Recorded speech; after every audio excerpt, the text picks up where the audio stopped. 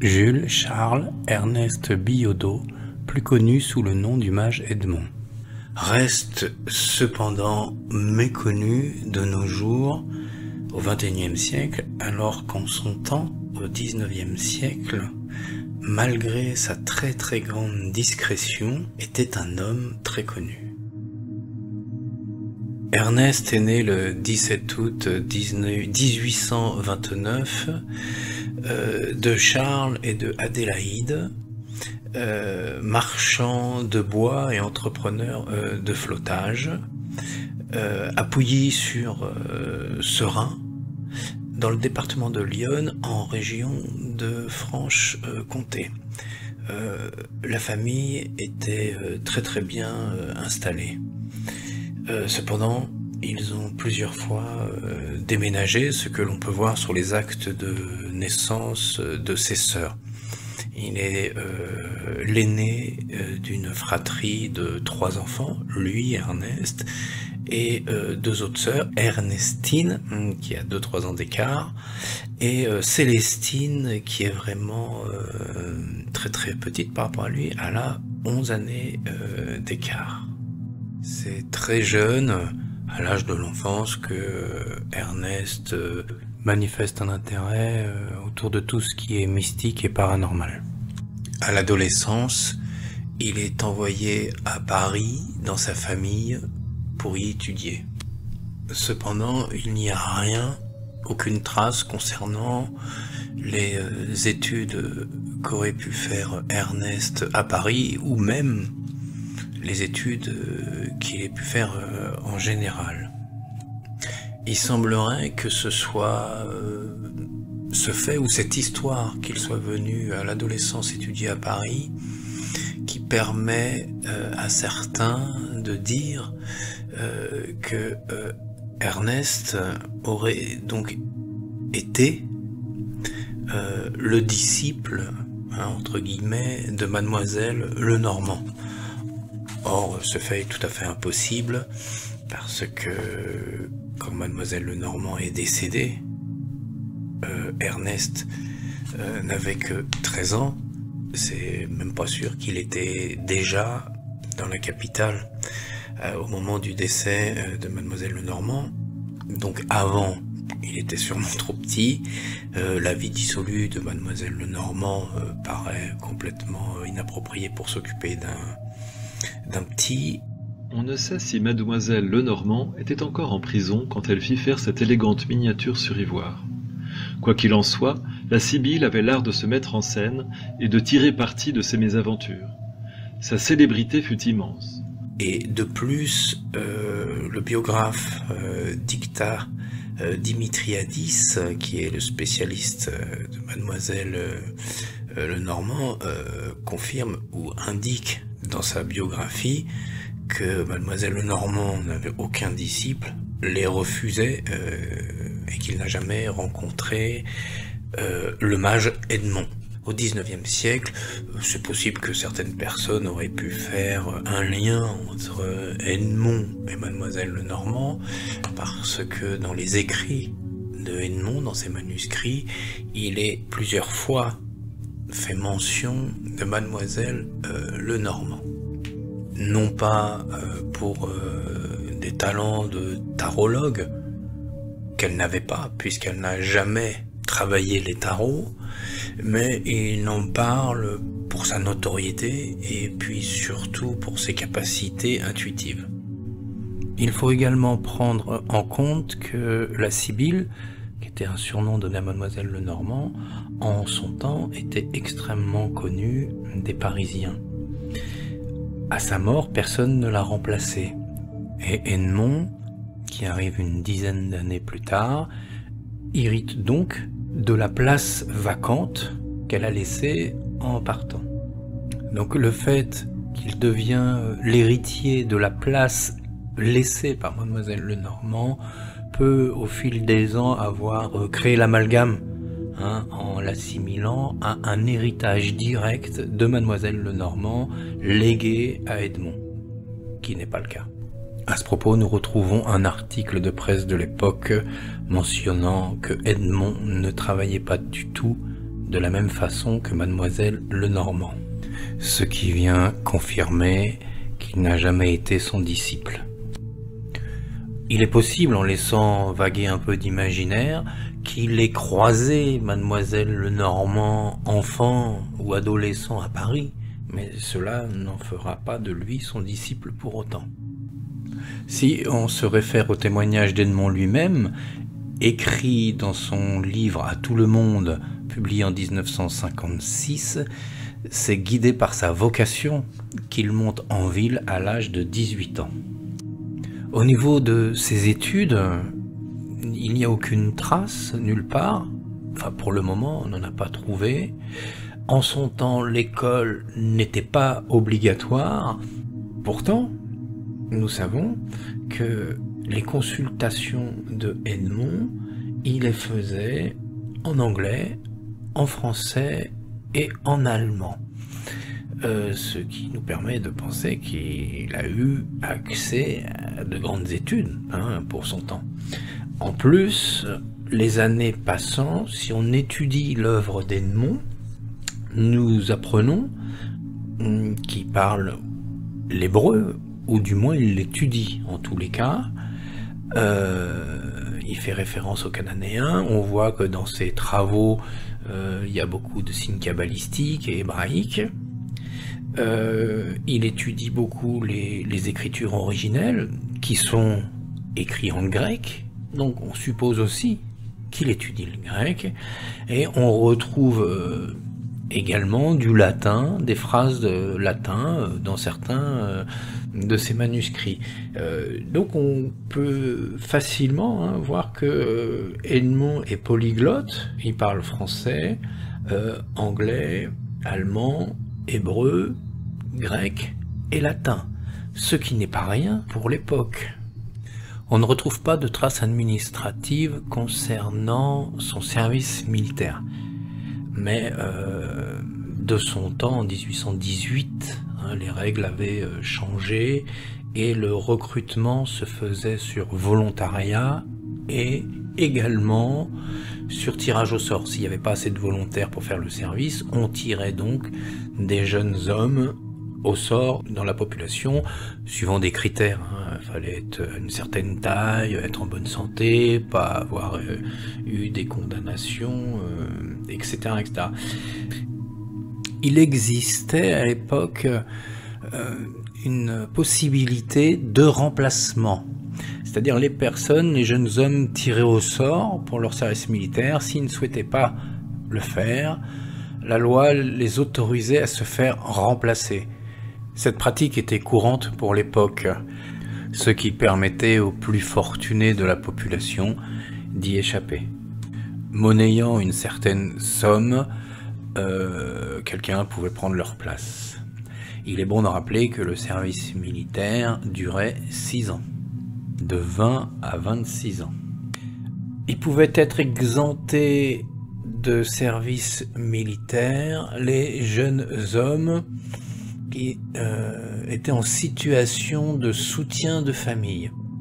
Or, le père d'Ernest est décédé alors qu'il avait 21 ans en plein service militaire, ce qui a eu effet de le dégager de son obligation et de le ramener à la vie civile en tant que soutien de famille. De ce fait, deux catégories ne sont pas archivées: les jeunes hommes qui ont vendu leur service militaire à d'autres personnes et ceux qui n'ont pas fait la totalité de leurs 6 années, ce qui est le cas pour Edmond. 2 ans après le décès du père d'Edmond, donc en 1952, la fratrie, qui est héritière de la maison de Briennon, la vend, et la mère monte à Paris avec la petite Célestine qui est alors âgée de 11 ans et ils viennent s'installer chez Ernest qui se fait appeler par modestie sincère Edmond, mais qui est déjà plus connu sous le nom du sorcier de Mabille ou du sorcier des Lorettes. La présence de sa mère est souvent attestée dans les témoignages. Faisant fortune sur Paris, très vite, dans l'été 59, Edmond acheta une propriété sur les terres de son enfance, à La Chapelle, vieille forêt dans l'Yonne, propriété qui l'agrandira tout au long de sa vie, qui deviendra une grande demeure, même la presse l'appellera son château. Il s'y installera en 1864, sûrement suite à des ennuis judiciaires, nous allons en parler un peu plus tard, tout en conservant un cabinet à Paris, à la prestigieuse adresse des Champs-Élysées, 50 rue François Ier. Après avoir pris en charge sa petite sœur à l'âge de 11 ans et sa mère, il prendra également en charge son autre sœur Ernestine, veuve, avec 2 enfants. Et plus tard, Célestine reviendra vivre chez Edmond avec son fils après que son mari l'eut abandonné. Edmond vivra toute sa vie auprès de sa mère. Le mage Edmond s'éteint à son domicile dans l'Yonne le 20 mai 1881 dans l'après-midi, à l'âge de 52 ans. On ne sait rien du tout de son décès prématuré. Il laisse derrière lui une immense fortune qu'on peut évaluer environ à plus de 2 millions d'euros actuels, en comptant les terres, les maisons qu'il a construites dessus, les bijoux qu'il lègue, et la fortune en bons, alors je vais dire en bons du trésor, en obligations, etc. qu'il possède. Il lègue une immense collection, plus de 200 livres très très importants sur l'ésotérisme, la cartomancie, la chiromancie, sur les arts anciens, sur l'astrologie, parce que c'était un immense astrologue. D'ailleurs, il se fait appeler professeur mathématique céleste, et on va voir qu'il a traduit, c'est le premier à avoir traduit certains ouvrages en français qui étaient en anglais. C'est conservé à la bibliothèque d'Auxerre. Certains peuvent être consultables, c'est assez compliqué, d'autres sont enfermés dans des coffres, d'autres sont dans un état assez pitoyable, donc on peut pas les regarder, parce qu'ils ont longtemps été abandonnés, maltraités, pas considérés. Voilà. Et puis plus tard, une centaine d'années après sa disparition, Marcel Béline tombe sur un coffre d'une malle avec plus d'une quarantaine de pièces, ou autour d'une quarantaine de pièces lui ayant appartenu.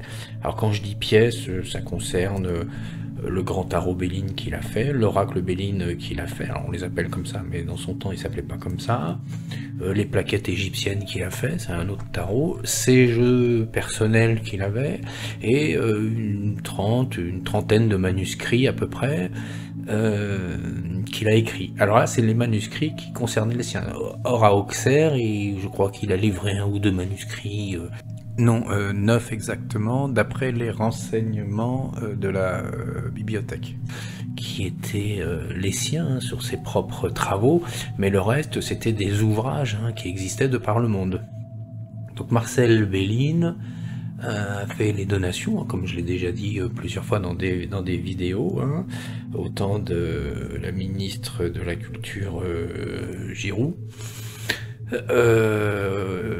Ces donations ont été faites en plusieurs fois, et on peut consulter maintenant au Mucem certaines pièces que Marcel Béline a léguées. Grâce à ces donations, Marcel Béline a permis à Edmond de renaître parmi nous au XXIe siècle. Chose assez surprenante, qu'il ait disparu alors qu'il a fait un travail immense qui est méconnu sur tout ce qui est d'ordre occulte, Il appelait ça lui-même que c'était de la science.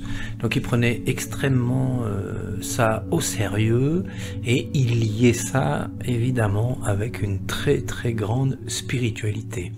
Ce qu'il faut prendre en compte si on veut comprendre le personnage. Edmond était extrêmement croyant, très très religieux et c'était un homme pieux. Du reste, il est resté célibataire toute sa vie et il travaillait son art, enfin moi je dis son art aujourd'hui, mais lui il dirait sa science, il travaillait sa science comme un prêtre travaillerait sa foi. Edmond était à la recherche de la vérité. Edmond cherchait comment s'approcher de Dieu. Edmond, ses travaux, il cite Moïse, il cite Jésus et puis d'autres derrière. Il est sur la trace de ces gens-là, il jeûne, il fait quelques expériences ésotériques, métaphysiques, occultes, on peut appeler tous les noms qu'on veut, en tous les cas, il expérimente toutes ces sciences pour s'approcher de la vérité, pour rentrer en contact avec tout ce qui est divin. Évidemment, ces travaux, ces recherches empiriques, on voit d'ailleurs dans certains manuscrits, même sur ces cartes, dans le Grand Tarot, par exemple, Béline, que vous pouvez observer, on voit bien qu'il a un travail, oui c'est le mot, empirique, il théorise, et il expérimente, et on voit qu'il peut corriger sur les cartes les mots qu'il a mis, les termes, les expressions, il change de couleur ses crayons, son rouge, son bleu, pour donner plus ou moins d'importance, il raye, il recommence, on voit bien qu'il fait un travail, il copie pas, il expérimente réellement, et ces expérimentations lui donnent des résultats. Et ces résultats, il les applique au quotidien, et ça c'est le deuxième personnage Edmond. Ça c'est le personnage qui gagne sa vie, et qui la gagne très très bien. Et là il se met en scène, quand il gagne sa vie, il a des habits particuliers, il a son habit de magicien, il a son chapeau, il a ses ustensiles autour de lui, voilà, bon, il met en scène le personnage, malgré sa grande timidité, malgré le fait qu'il n'aime pas forcément être en contact avec les gens, d'ailleurs il se met très très peu en contact avec les gens, plus il avance dans le temps, plus il s'isole déjà des gens. Très jeune d'ailleurs, à 21, 22 ans, on le voit bien déjà, il dit qu'il se considère comme étant l'ermite, un ermite. Alors évidemment il est obligé d'être en contact de gens pour gagner sa vie, on va voir ça, d'ailleurs avec beaucoup de monde à une époque, surtout au tout début de sa carrière, mais plus le temps passe, plus sa carrière avance, plus il avance dans sa carrière, plus il s'isole. Et donc il y a deux personnages, le personnage public pour se mettre en scène, et il y a le deuxième personnage, celui qui est enfermé chez lui et qui étudie. Et c'est surtout celui-là qui nous intéresse, c'est surtout celui-là qui a laissé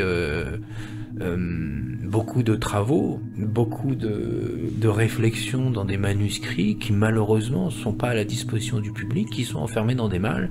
Et ça c'est quand même assez dommage, vu qu'il a fait des grands pas, et on les a vus dans les cartes, et y compris dans l'oracle Béline, quand j'ai découvert il y a quelques années la clé que j'ai rendu public, on voit bien l'immense travail qui a été fait d'Edmond pour s'approcher de tout ce qui est divin, de tout ce qui est pour lui la vérité.